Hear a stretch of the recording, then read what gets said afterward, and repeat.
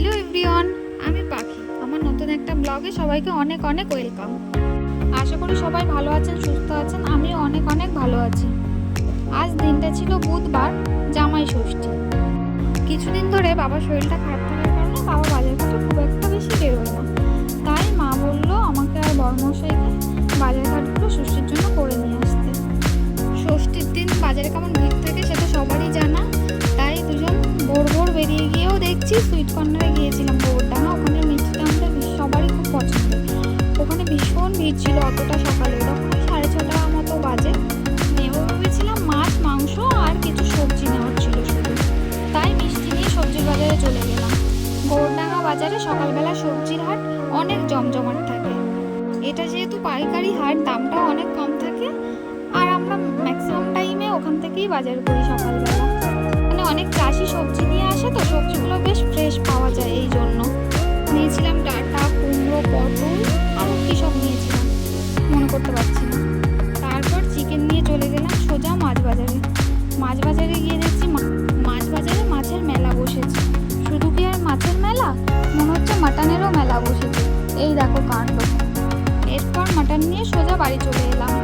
এই দেখো আমাদের পাড়ার রাধা গোবিন্দ মন্দির। এই জায়গাটা এলেই মনে হয় বাড়ি ফিরে এলাম, আর ভীষণ শান্তি লাগে। এসে দেখলাম পুচকি মানে বড়দির মেয়ে ঘুম থেকে উঠে গেছে, মায়ের কোলে ছিল।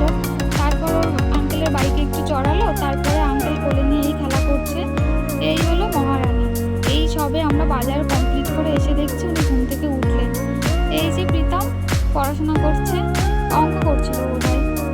বাবা আমাদের এখান থেকে হাটবারের দিন দুটো কুমড়ো নিয়ে এসেছিলো। কুমড়ো দুটো অনেক ভালো ছিল।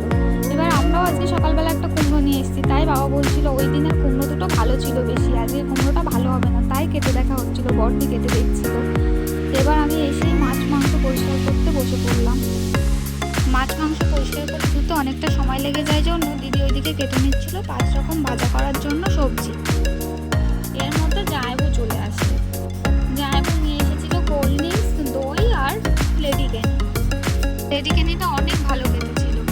ছোটদি বেশ কিছু গাঁদা ফুল আর গোলাপ ফুল নিয়ে এসেছিল খাবারগুলোকে সুন্দর করে সাজিয়ে দেওয়ার জন্য।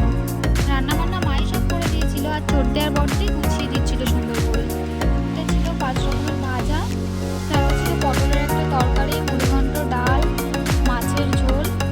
মশাই লেজা ভালো খায় মাছের, তাই ওনাকে লেজাই দেওয়া হয়েছিল। আর ছিল চিকেন কষা আলু দিয়ে, মাটন কষা, আর ছিল চাটনি, পাঁপড়, লেডিকেনি, রসগোল্লা আর হ্যাঁ শেষে কোল্ড ড্রিঙ্কস ছিল। তো এমন সাজিয়ে গুছিয়ে অনেক বেশি পছন্দ না করলেও আমার বরমশাই সে ভীষণ পছন্দ করে এইভাবে সাজিয়ে গুছিয়ে তাকে খেতে দিলে। 365 দিন দিলেও সে অনেক খুশি। জামাই ষষ্ঠী স্পেশাল লাঞ্চের মেনু ছিল এমনই, বেশ সুন্দরই লাগছিল দেখার পরে। বড় জামাইবাবুকে আর বরমশাইকে ডেকে নিয়ে এলাম খাওয়ার জন্য। তারপর দুজন ব্যাস কবজি ডুবিয়ে খেতে বসে পড়লো। বরমশাইয়ের তো আবার কিছুদিন আগেই কোলেস্ট্রল আরও কী সব যেন বেড়েছে, হাই প্রেশার আছে, সুগার আছে।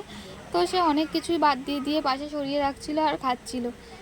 বলছিলাম আমি তুমি যেটুকু খাবে খাও, বাকিটুকু তো আমি আছি। আমরাও সবাই খেয়ে নিয়েছিলাম এর মধ্যে। আমাদের খেতে খেতেই পুচকিটা উঠে যায়। এই দেখো পুচকি, আমি পুচকিকে নিয়ে আসছিলাম, তখন আমার খাওয়া হয়ে গিয়েছিল। আমি এখনও বাচ্চাদের ভালো করে জামা কাপড় পরাতে পারি না, তাই সঙ্গে করে ওর প্যান্টটাকে নিয়ে যাচ্ছিলাম দিদিকে পরিয়ে দিতে বলবো বলে। পুচকি তো এখন 10-11 মাসের, ও বেশ হামাগুড়ি দিয়ে ছুটে ছুটে বেড়ায়। খাওয়ার টাইমে উঠে যাওয়া মানে আমাদের প্রচুর পরিমাণে ডিস্টার্ব করবে। বাটি নেবে, থালা নেবে, সব ওনার চাই। এই দেখো ওর দিদিভাই ওকে একটু মুখে দই দিল, মুখটা কেমন করছে। আমি আবার একটুখানি চাটনি নিয়ে বাটির থেকে ওর মুখে দিয়ে দেখছিলাম ও কেমন রিয়াকশান করে। এই দেখো মুখটা কেমন করছে চাটনি পেয়ে, আসলে টক টক তো তাই। বরমশাই এগুলো খায়নি, সব ওই সাইডে রেখে দিয়েছে। ওর তো তেল ঝাল খাওয়া বারণ, এই জন্য। এই যে বরমশাই দইটা টুকুস করে আমি নিয়ে নিলাম, আমি খাচ্ছিলাম আর পুচকিটাকে একটু একটু করে খাইয়ে দিচ্ছিলাম। মিষ্টি দই ছিল, ও মিষ্টি দই অতটা ভালো খায় না, ও টক দই বেশ ভালো খায়। কিন্তু আমরা তো মিষ্টি দই খাচ্ছিলাম, তাই ওর মুখে একটুখানি করে মিষ্টি দই দিচ্ছিলাম। আসলে কোনো একটা অনুষ্ঠানের বাড়িতে সবাই এক জায়গায় চলে আসা গুছিয়ে, এই ব্যাপারটাই বেশ ভালো লাগে। আর সব সময় তো সম্ভব হয় না সবাই সময় করে এক জায়গা হওয়া। এইসব বিশেষ দিনগুলোতে কাছের মানুষগুলো কাছাকাছি আসা, এই আর কি। সে ষষ্ঠীই হোক, জন্মদিনই হোক, পুজোই হোক, কাছের মানুষদের নিয়ে এটুকুই তো বেঁচে থাকার রসদ। দেখা হচ্ছে পরবর্তী কোনো ব্লগে। ততক্ষণ টাটা।